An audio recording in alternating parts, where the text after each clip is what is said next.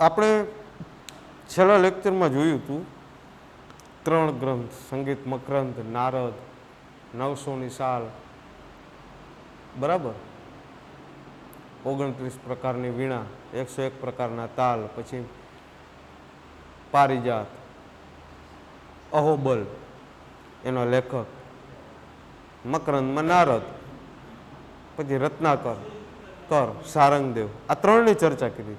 હવે સંગીતમાં એક વ્યક્તિ ભારતમાં એવો થઈ ગયો જેને તુતિ એ હિન્દનું બિરુદ મળ્યું. તુતિ એ હિન્દ, જો આ નૃત્ય કલાનો પોઈન્ટ નથી પણ ઉપર લખવું, કદાચ પૂછે કે ભારતનો કયો વ્યક્તિ તુતિ એ હિન્દ એટલે કે હિન્દનો પોપટ તરીકે ઓળખાતો હતો.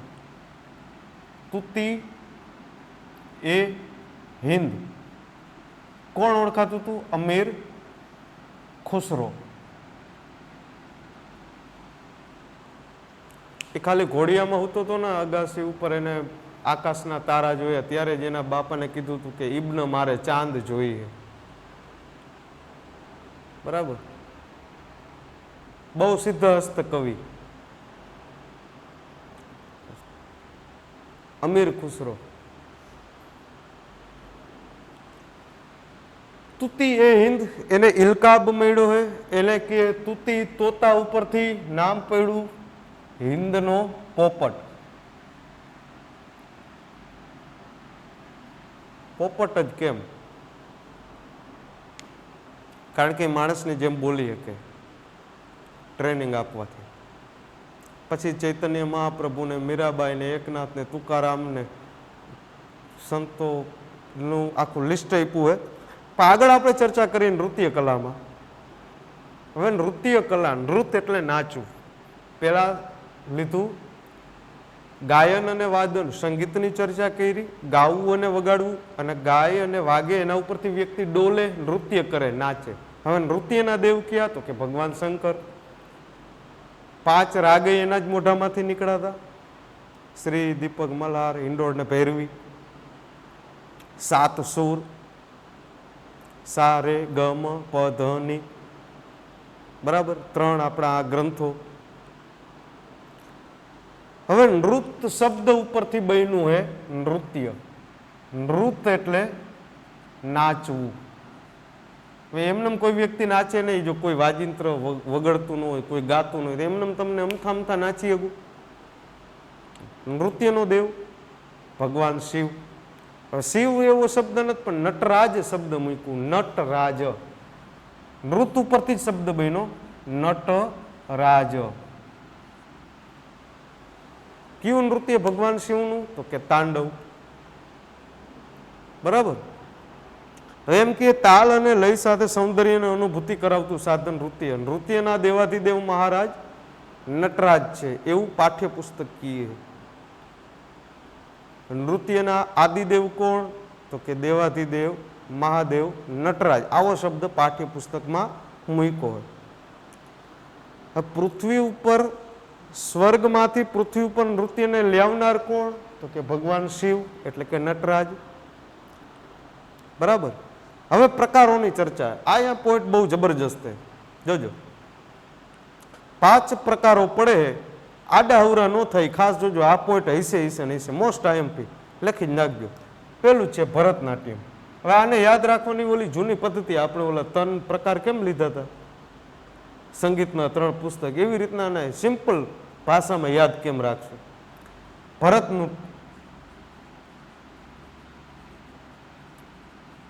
ભરતનાટ્યમ 1, 5 પેલા લખી નાખી. પછી કુચીપુડી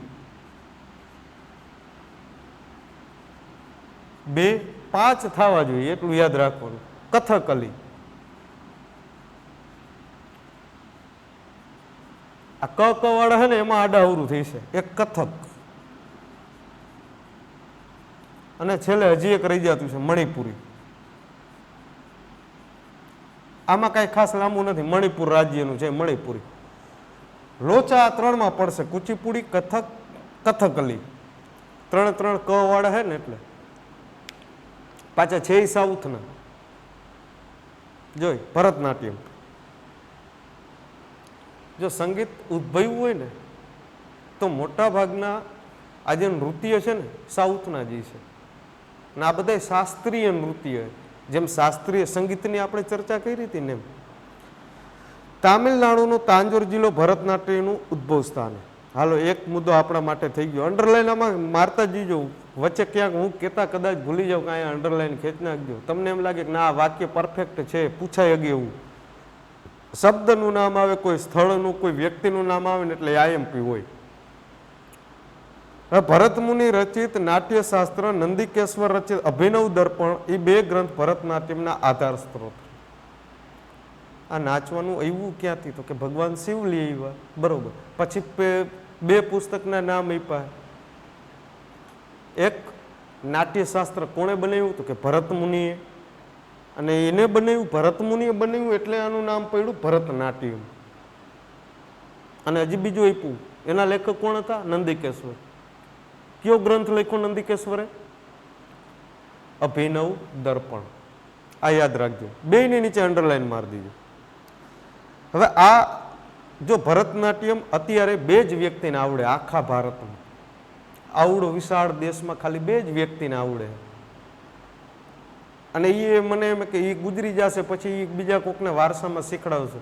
જો એ નહીં શીખવી શકે ને એ આગળ જો પરંપરા નહીં આવેલી ને તો ભરતનાટ્યમનો એક પણ કલાકાર નહીં રહે, અને આખું નૃત્યની શૈલી લુપ્ત થઈ જશે ભારતમાંથી. એમાં એક તો છે પિક્ચરની હિરોઈન હેમા માલિની, પાઠ્યપુસ્તકમાં એની ચર્ચા છે, અને એક છે મૃણાલિની સારાભાઈ. પૂરું. ભરતમુનિ તો છે નહીં, જેને આ બનાવ્યું હતું એને તો હજારો વર્ષ થઈ ગયા. જો મૃણાલિની સારાભાઈ, ગોપીકૃષ્ણ વૈજયંતીમાલા અને હેમા માલિની, આ વ્યક્તિઓના નામ છે ને દરેક આ પાંચે પાંચ પ્રકારમાં આવશે. એટલે આપણા માટે એ મહત્વના નથી. મહત્વનું શું છે? જો આ પોઈન્ટ અંદર લખતા જઈજો. એક તો છે ભરતમુનિ. ભરતમુનિ વર્ષ તો આમાં એ પણ નથી કેટલા વર્ષ જૂનું છે શું કાંઈ. તામિલનાડુ તાંજોર જિલ્લો.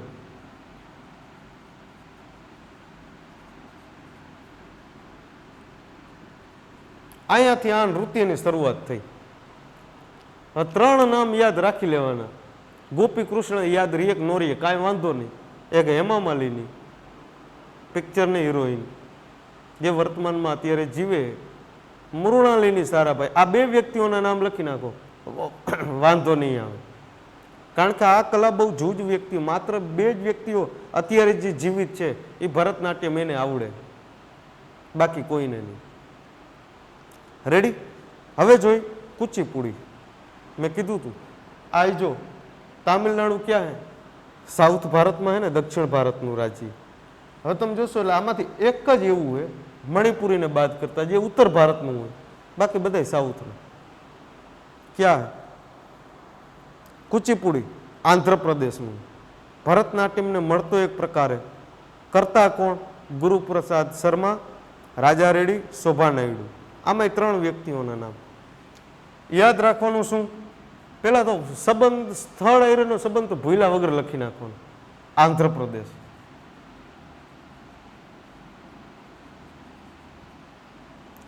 ભરતનાટ્યમને મળતો આવે પ્રકાર, બે નૃત્ય એકબીજા જેવા જ છે, બે સાઉથના. પછી ગુરુ પ્રહલાદ શર્મા અને શોભા નાયડુ ને વ્યક્તિઓના નામ તમને એમને યાદ રહી જશે, વાંધો નહીં આવે. ત્રીજો કથકલી. આપણે કહીએ ને કે કથા બેસાડી, કથા વાંચવી. કથા શબ્દ આના ઉપરથી જ બન્યા. કથા, કથકલી. કથન કાંઈક કેવું હોય એને કહેવાય કથકલી, કથા, કથક. આ સાઉથ. જોજો, રંગબેરંગી વેશભૂષા અને ચમકદાર રજૂઆત માટે કથકલી શૈલી જાણીતી છે. મૂળ ધામ એનું કેરળ છે, આપણું સાઉથનું છેલ્લું રાજ્ય. આ નૃત્યના પાત્રો સુંદર ઘેરદાર કપડાં પહેરે. ઘણી આપણે દૂરદર્શન ચેનલોમાં આ આપણે ડાન્સ જોતા હોય. મોટા કલાત્મક મુકુટ ધારણ કરે, એટલે કે એનું જે મોઢું હોય એથી 3 ગણો તો મોટો મુગટ હોય. કલાત્મક સુંદર ઘેરવાળા કપડાં. કેરળ બરાબર. એની કથા વસ્તુમાં મુખ્યત્વે જટાયુ વધ.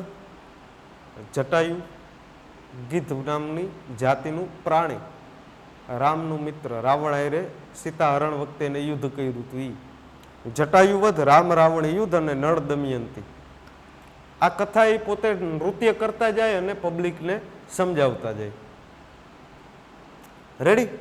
હવે આ કથકલી નૃત્ય જે સાઉથનું હોય એમાંથી યાદ રાખવાના મુદ્દા ક્યાં નીકળ્યા?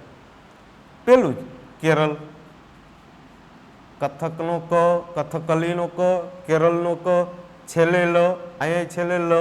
યાદ રહી જશે. શોર્ટકટ ટ્રીપ અપનાવતા જાઓ યાદ રાખવા માટેની પદ્ધતિ. કથકલી ક, ક, કથકલીનો છેલ્લો અક્ષર લી, કેરળનો છેલ્લો અક્ષર લ. રેડી. હવે આમાં મહત્વનું શું? એક તો કલાત્મક મુકટ, મુકુટ કયો કે મુગટ કયો કે મુઘટ કયો, જી કયો. પછી ઘેરદાર કપડા. પછી રામાયણના પ્રસંગ. ખાલી પ્રસંગ લખી નાખો એટલે યાદ આવી જાય. ક્યાં ક્યાં પ્રસંગ કીધા હતા? એક તો જટાયુ વધ, રામ રાવણનું યુદ્ધ, અને હજી એક ત્રીજું મૂક્યું હતું, રામાયણમાં નથી આવતું. એ કયું? નળ દમયંતી. રેડી. હવે ઉત્તર ભારતમાં થોડાક આયલા છે.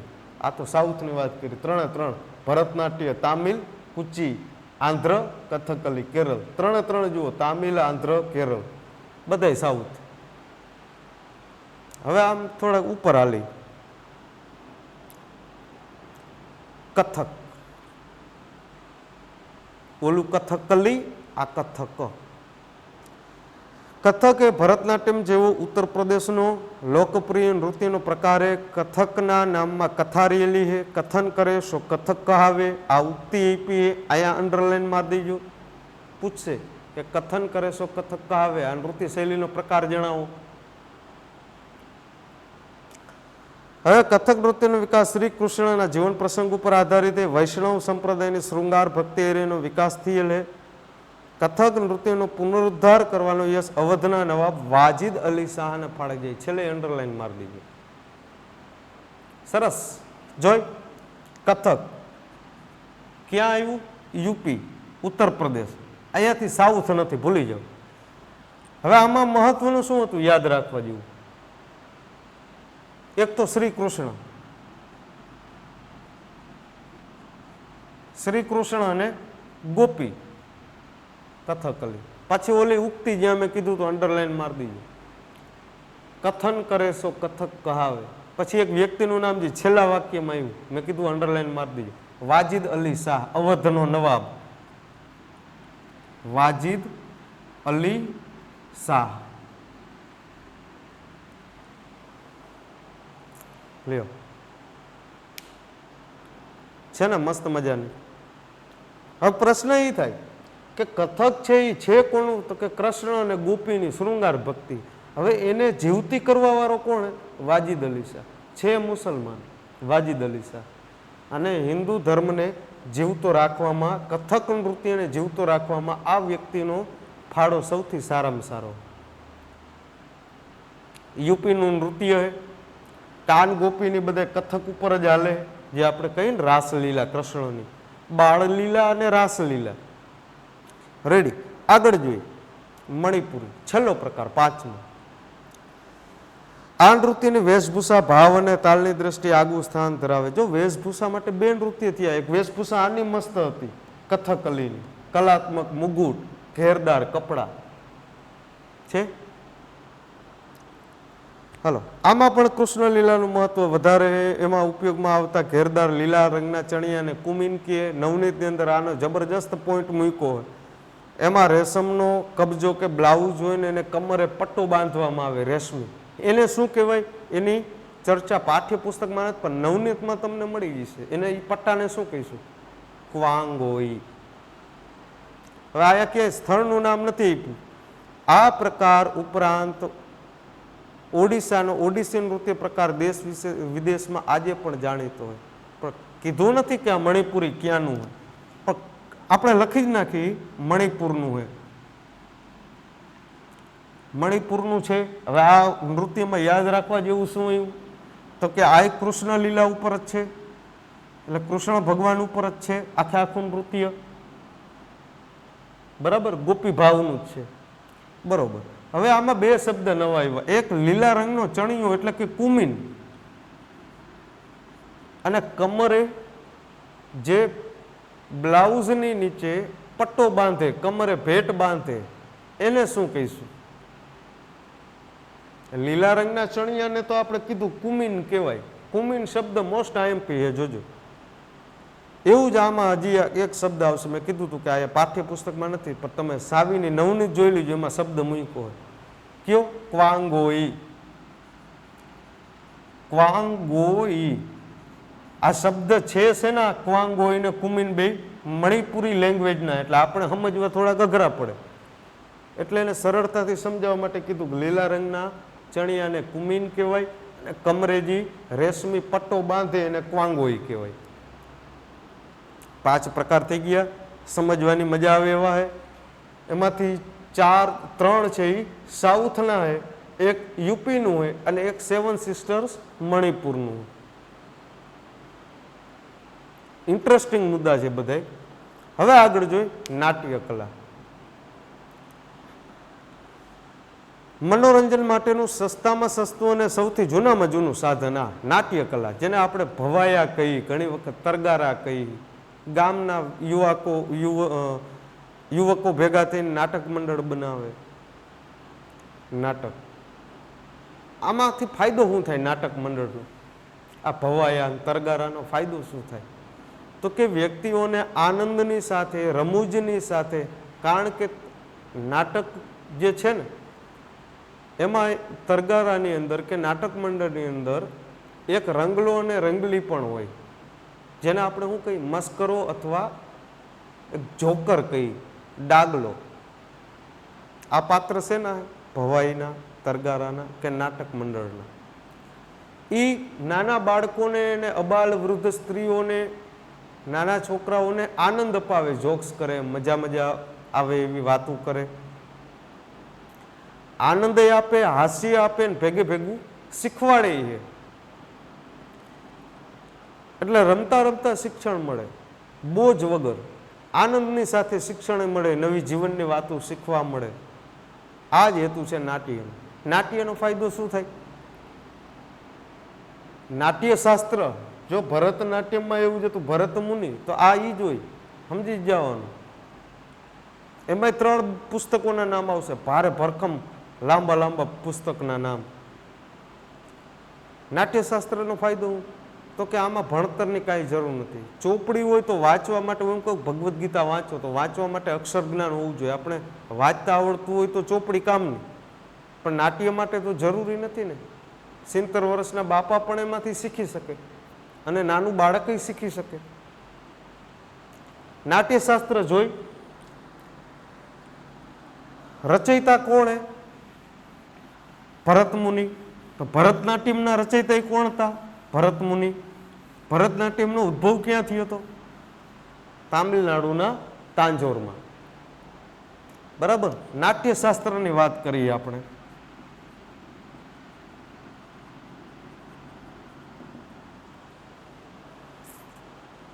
જો એમાં બીજું કીધું, બીજી જ લીટીમાં, આ કલામાં સાક્ષર, નિરક્ષર, અબાલ, વૃદ્ધ બધાને મનોરંજન પૂરું પાડે. જીવન અને જગતનું દર્પણ, દર્પણ એટલે અરીસો. જ્ઞાન અને ગમ્મત એમાં સમાયેલી. તો મેં કીધું હતું કે જોકર, રંગલા રંગલીની વાતો હોય, જે મનોરંજન એ આપે, દાંતય કઢાવે, હસાવે અને ભેગું નોલેજ એ આપે. હવે ભરત મુનિ કહે કે એવું કોઈ શાસ્ત્ર નથી, એવું કોઈ શિલ્પ નથી, એવી કોઈ વિદ્યા નથી, એવું કોઈ કર્મ નથી કે જે નાટ્ય કલામાં ન હોય. સર્વ કલાઓમાં મેઇન નાટ્ય કલા. તો ચિત્રકલામાં આવું જ એવું હતું વિષ્ણુ પુરાણમાં. હવે નાટક એ દ્રશ્ય શ્રાવ્ય માધ્યમ, બહુ સરસ શબ્દ મૂક્યો હોય, દ્રશ્ય શ્રાવ્ય. નાટક તમે જોઈ શકો, કારણ કે ભજવે હે ને. કપડાં પહેલે ડાગલાના પોશાક અલગ હોય, સ્ત્રીના પોશાક અલગ હોય, પુરુષના અલગ હોય, રાજા બહેનો એના અલગ હોય, વજીરના અલગ હોય છે. તમે નાટક જોઈ શકો છો. દ્રશ્ય અહીં શું બોલે એ તમે સાંભળી શકો છો. એટલે શ્રાવ્ય યુગ, એટલે ઓડિયો વિડિયો બે, એટલે એની અસર આપણા ઉપર તરત થાય, મગજ ઉપર તરત કેચઅપ કરી શકીએ આપણે. દ્રશ્ય શ્રાવ્ય બે જોઈ. હવે એમ કે અભિનય એનો પ્રાણ છે. અભિનય એટલે અભિનેતામાં તાકાત હોવી જોઈએ, સારામાં સારું એ પાત્ર ભજવી શકે. હવે કે સારા નાટ્યકાર કે એમાં મહાકવિ ભાસ પ્રથમ ક્રમે, એને લખ્યો કર્ણભાર, ઉરુભંગ, દૂતવાક્યમ. આયા અંડરલાઈન મારી દીજો. પછી કે એમાં મહાભારતની અસર વધુ જોવા મળે. પ્રતિજ્ઞા યોગંધ્રાણ્યમ, સ્વપ્નવાસદત્તમ, એના પ્રથમ પંક્તિના નાટક. એમાં 3 રસ આપ્યા હે: વીર રસ, શાંત રસ, શૃંગાર રસ. નાટકના 3 રસ. કંઈક કરુણ એવું હોય, ક્યારેક હાવ શાંત હોય, અને ક્યારેક વીર રસ હોય યુદ્ધ જેવા પ્રસંગોમાં. હવે પ્રાચીન ભારતમાં સંસ્કૃત સાહિત્ય ક્ષેત્રે મહાકવિ કાલિદાસનું નામ મોખરે. હવે નાટ્યશાસ્ત્ર અને સંસ્કૃતિની વાત આવે એમાં કાલિદાસનો એવું તો બને નહીં. કાલિદાસ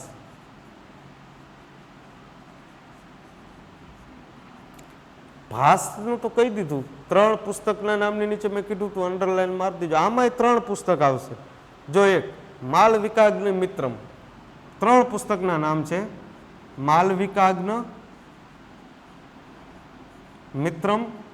આ બધાય તમે જોશો ને, બધાય સાઉથમાં, બધાયના પુસ્તકોના નામની પાછળ તમે જોશો ને એટલે મ ખોડો હશે. છે ઉરુભંગ, દૂતવાક્યમ, માલવિકાગ્નિ મિત્રમ, વિક્રમો વર્ષીયમ, અભિજ્ઞાન શાકુંતલમ. આ સૌથી સારામાં સારા હોય. અભિજ્ઞાન શાકુંતલમ અને વિક્રમો વર્ષીયમ. દરેકની પાછળ મ ખોડો આવે આવે ને આવે. ઓમાય જુઓ ઉરુભંગ, દૂતવાક્યમ, દરેકમાં. રેડી. હવે એમાં કે અભિજ્ઞાન શાકુંતલમ એમની શ્રેષ્ઠતમ નાટ્ય કૃતિ છે. અભિજ્ઞાન શાકુંતલમ. હવે એમાં 2 વસ્તુ હોય. અભિજ્ઞાન શાકુંતલમ જે પુસ્તક છે ને, એમાં 2 વ્યક્તિઓના નામ છે. એક છે દુષ્યંત અને બીજું છે શકુંતલા. બુક વાંચવા જેવી ખરી. શકુંતલા ઉપરથી નામ પડ્યું શાકુંતલમ. અભિજ્ઞાન શાકુંતલમ સારામાં સારી બુક કોની છે આવડી? આ કાલિદાસની. આગળ આ નાટક વાંચને જર્મન કવિ ગેટે એટલો બધો પ્રભાવિત કર્યો હતો. સરસ શબ્દ મૂક્યો છે, જોજો. જર્મન કવિએ પોતે આ સંસ્કૃત ભાષાના ગ્રંથને માથા ઉપર લઈને નાચ્યો હતો. વિચાર કરો તો એ ગ્રંથ હશે કેટલો મજબૂત અને મસ્ત. લેખક કોણ? કાલિદાસ. સાઈડમાં ટેકવતા જીજો. જર્મન કવિ કયો? ગેટ. એને શું કર્યું કે અભિજ્ઞાન શાકુંતલમ પુસ્તકને માથા પર રાખી અને નૃત્ય કર્યું હતું. આમાંથી 2 પ્રશ્ન આડાઅવડા કરીને પૂછી નાખે કે જર્મન કવિ ગેટનું કાર્ય શું હતું?